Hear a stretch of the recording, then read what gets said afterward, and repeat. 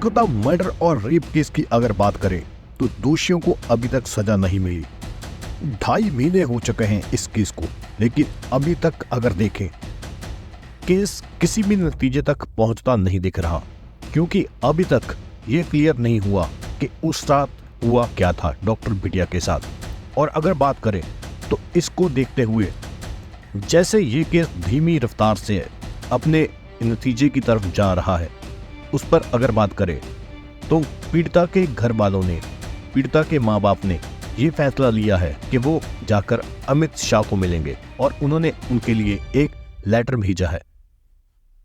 और अगर बात करें तो इस लेटर में उन्होंने जो कुछ लिखा है उससे ये तो साबित हो जाता है कि लोग जो हैं वहां के, वो ममता बनर्जी की सरकार से खुश नजर नहीं आ रहे, और वो इस बात से भी खुश नजर नहीं आ रहे कि जो कोलकाता केस मर्डर केस हुआ था उसमें कोई नतीजा अभी तक सामने नहीं आया।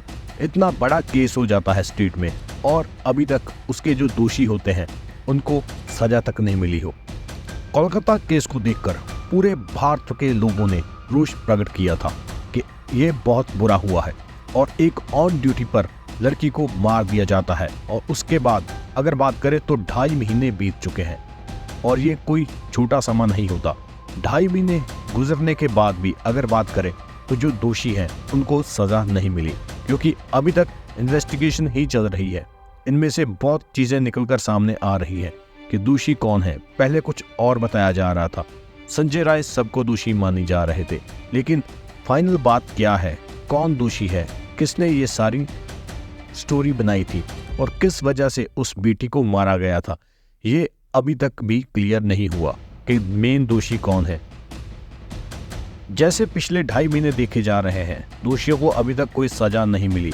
इससे कुछ लोगों का यह भी सोचना है कि शायद दोषियों को सजा मिलेगी या नहीं मिलेगी, क्योंकि इतना लंबा वक्फा गुजरने के बाद अगर बात करें तो दोषियों को प्रॉपर तरीके से जो सजा मिलनी चाहिए थी वो नहीं मिलनी, और ये केस है वो अभी तक लटक रहा है।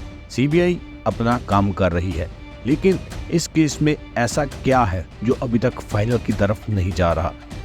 और डॉक्टर बिटिया के घर वालों को ऐसा इस केस में क्या लगा कि उनको अमित शाह के पास जाने की बात सामने आ रही है। उन्होंने अमित शाह को लेटर लिखकर अपनी सारी स्टोरी बताई है। ये बात सामने आने के बाद एक बात सोचने पर मजबूर करती है कि क्या लड़की के घर वाले इस बात से संतुष्ट नहीं है कि उनको इंसाफ मिल जाएगा, या उनको इंसाफ नहीं मिल रहा, या ये केस लटक क्यों रहा है।